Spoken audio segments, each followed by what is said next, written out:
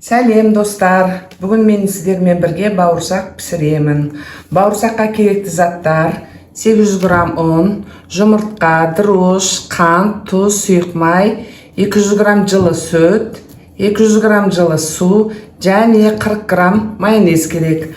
Ал енді бауырсағымызды бастаймыз. 800 грамм ұнды саламыз табаға. Тұзымызды суға салып, араластырып аламыз. Жұмыртқамызды шағамыз. Қантымызды себеміз. Дрожжымызды себеміз.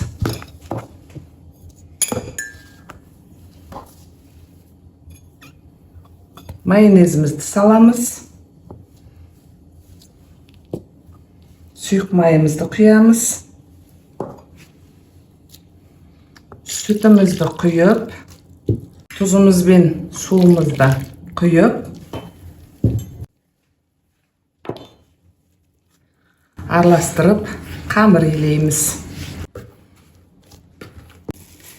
Енді нанымыз иленіп болған соң, бетін пищевой пленкамен немесе мынандай бір пленкамен жақсылап жауып, жылы жерге 40 минутқа қойып қоямыз. Міне нанымыз 40 минут тұрды. Нанымыз міне жақсы көтерілді. Енді нанымызды жаямыз.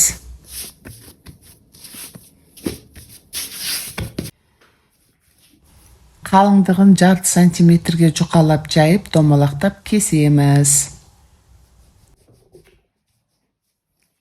Нанымыздың бетін тағы да жауып, бір 20 минуттай қойып қоямыз, нанымыз көтерілу үшін.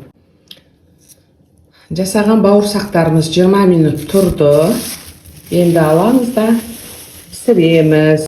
Қызыған майымызға енді бауырсағымызды салып пісіреміз.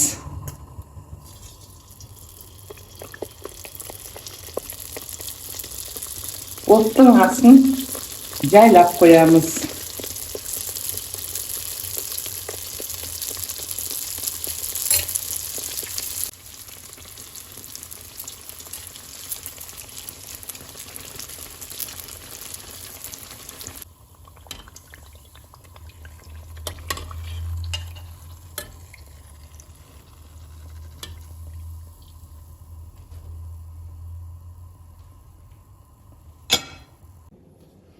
Бауырсақ керемет шықты.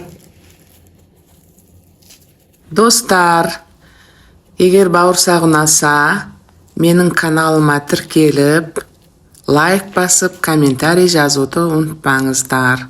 Рахмет.